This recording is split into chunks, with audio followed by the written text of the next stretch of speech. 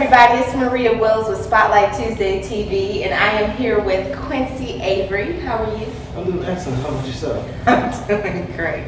So Quincy has Quincy Avery Quarterback Academy. How was that? How you get that started? I started that a little over 6 years ago, training quarterbacks. I was at the UCLA. Okay. I was a coach there and decided. Really? Yeah. I didn't know that. Okay. Big time. When I was at UCLA, I was actually living out of my car and coaching. It started as a volunteer position, and then I did that for a little over 2 years. Wow. And we grew into something more, and then I decided I wanted to do something where I could help guys on more of a personal aspect, and I decided to start privately training. Wow. So you work with quarterbacks out of college? I work with professional quarterbacks, so guys in the NFL. I work with college quarterbacks, and I work all the way down to high school. So we've Oh my goodness. 8 NFL quarterbacks now, 20 plus college quarterbacks, and I get to see hundreds of high school quarterbacks. Wow. Okay, so do you go to them, or is there they come to you? Really depends. So NFL guys sometimes will fly me out. College guys will sometimes fly me out. But for the most part, anybody other than that will fly in for a weekend or set up monthly or weekly. Like trainings. monthly training. Exactly. Wow. Okay. So give us a quarterback tip. Like what? What would I? All right, I'm gonna make it really simple. Okay. So a lot of people think when you're throwing the ball, you just go straight up. That's one of the biggest myths in football. If you want to be successful at quarterback, it's all about proper timing. So you have to start with the horizontal L. When I have the horizontal L, my foot has to strike, and then from there, my back or low hip has to release forward. When that happens, I go to a vertical L, and then I want to just create a straight line with my elbow, quick to the target as possible, pulling my finger Are you serious? down the target's face. Is that all? Like really?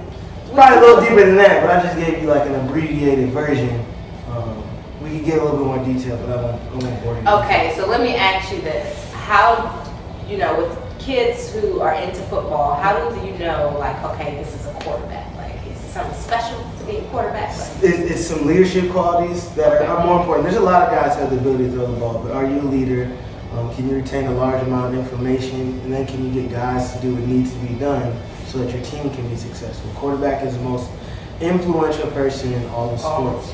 Wow. No, not just on the team, in all the sports. Really? These Okay, are the explain why alphas. you say that. Because in other sports, it's five guys like in basketball or baseball. It's kind of an individual sport. Everybody's just doing their thing with hopes to win a game. But a quarterback has to rally a group of 80 plus guys, all on the same mission, has to get 11 guys working in unison. If one guy is doing one thing incorrect, none of the other 10 can be successful. So it's like everybody on the field plays a part in the system. Exactly. And the quarterback is the person that quarterback makes sure it all he runs all that. run all that stuff. Okay. Yeah. Did you play? Yeah, I played at Morehouse. Wow. So. Okay, that's dope. How do you feel about all the controversy behind Kaepernick and him kneeling and all of that during the anthem? I mean, I think we have to understand why he did what he did. Yeah. He took a big sacrifice, not just for himself. He had to sacrifice himself for the greater good of a larger group of people. And I think it's interesting that he's getting so much backlash and so much flack that you can do something out of care and love for people, and everybody only wants to talk about how it affects them negatively. Well, you're only offended over what you believe that this flag means, but he's talking about what it means to him. Yeah, it's a bigger picture and how it affects a lot of minorities and the way they're treated by police. And I think it's sad because I think that he would have done the same thing even if it was reverse roles. Like, I think that any injustice, like if it was white people being slaughtered, I think he would have did the same thing. And I think that he's a genuinely good-hearted person, and he just felt the need to use his fame and took the opportunity to make it known. And to the fact that they are now basically, this man hasn't got he's better than a number of starting quarterbacks in the NFL. He's better than almost all the backup quarterbacks in the NFL. And him not getting signed is basically the owner saying, like, hey man, we're not rocking with you. And it's not because of how talented you are, it's because Of we your don't care. beliefs. Yeah, we don't care about what you're saying, and we're just scared that there might be somebody who doesn't buy a plane ticket, but they're completely ignorant to the people who actually are with him because he had the highest jersey sales in all the NFL last year. Like, there's a lot of people who support his movement. Yeah, probably more than don't. Right, and they don't care about those people who support him and care about what he's doing by not signing him. So I think those people have to do something to show the owners that they're just as powerful as everybody else. A lot of people are basically now saying that they are not going to watch the NFL, that they are decided against it all and they're not going to watch it. Do you think that's going to actually affect? I think that if people actually follow through with It can be. what they said they're going to do, I mean, these owners of billion-dollar companies is exactly what NFL teams are.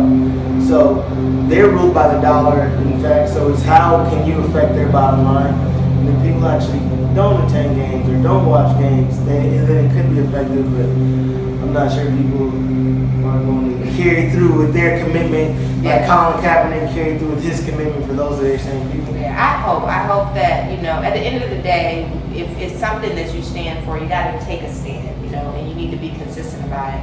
You can't say, you know what, I agree with what he's saying, I agree with what he did, he's trying to fight for us, and then not stand behind it. It's kind of like a bit of a contradiction in my book. So, do you think it will affect you in any way in your business?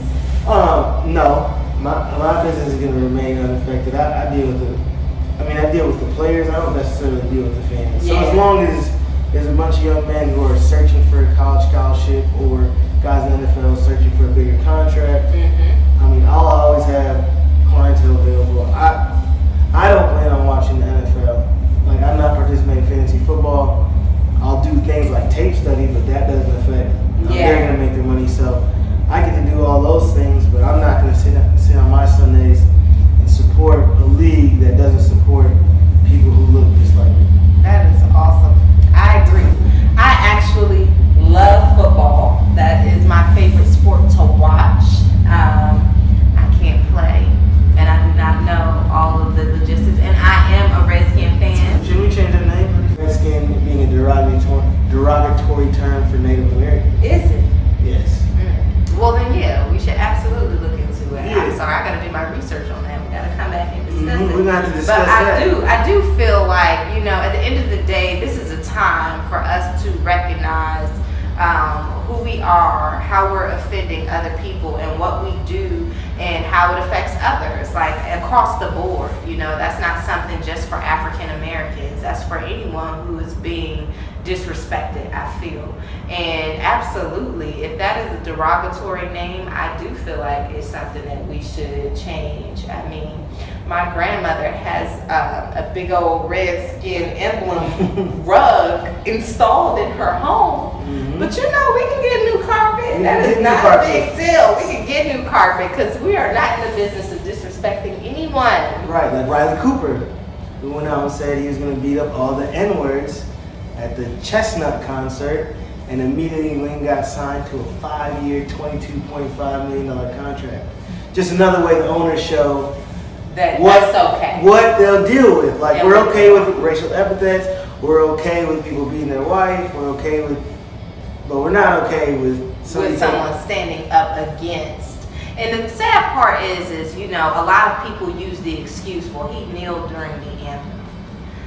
He made it clear that he was not disrespecting veterans. He made it very clear that that was not his intent, and his reason for doing that was, and it wasn't a sit down, it was a kneel, which to me is a difference as well.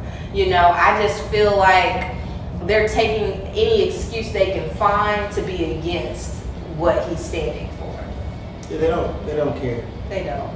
Yeah, and it's sad. I think that as a human being, it's not just a black thing. It's not just a minority thing. I think as a human being, your goal should be to make it a better place for us all. Like, we should all live in love, and there should be no one feeling like they can't do that, or they can't be they can't be protected, or they can't voice their opinion. Like, it's too much. And I feel like in 2017, we should be at a different place, and I feel like we're in the same place. Just there's different circumstances. I would agree wholeheartedly with that statement. Yes. Well, Quincy, how can people follow you? You can find me on Instagram at Quincy Avery, on Twitter at Quincy_Avery, or check out my website, QuincyAvery.com. A lot of Quincy Averys there. Very easy to be found. All right, so lastly, we gotta ask, can you tell us a secret? A secret? In terms of what kind of secret? Don't be telling us no football secrets. Tell us a secret, something juicy that we can talk about later. Man, secrets. I'm not good with. I'm so not social. I don't got any secrets. Spotlight Tuesday audience want a secret. I can give you some football secrets. That's all I really got. All right, Quincy, you gotta tell us a real secret. Come on. All right, let me think of something. Let me ask you a question. Ask me a question. All right.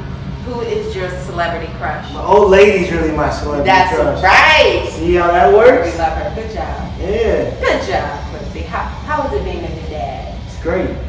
I got my own little princess. Look, you do. And she is gorgeous.